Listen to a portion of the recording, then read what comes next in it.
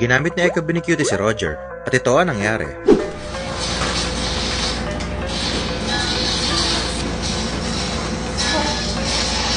Oh my days. Bang.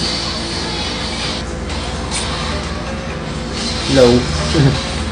Laban sa Moskov, importante ang palaging paggalaw para hindi matamaan ang kanyang passive. At para manalo naman si Roger sa sabayan, dapat mapatama niyo muna ang first skill niya dahil yung slow neto ay sinisigurado rin tatama ang kanyang third skill. Pag nag-fast clear ng minions, mahilig gamitin ni Binicuity yung first skill ni Roger sa Canon minion dahil ito ang pinakamakunat. Early game kasi hindi ganun kabilis ang pag-clear ni Roger ng mga minions. Isa pang maganda sa golden ni Roger ay ang double dash nito, kaya napakahirap niya madalawan. At sa early game, kahit nabubuli ni Binicuity yung Moskov, hindi pa rin niya ginagamit basta-basta yung third skill niya papasok. Para naman sa first core item ni Binicuity, ito ay Wind Talker para sa attack speed at yung passive din nito ay nakakatulong pabilisan yung clear ni Roger. At para sa full item build, ito ang gamit niya. Tapos sa emblem naman, Assassin na may Trail, Master Assassin at Impure Rage.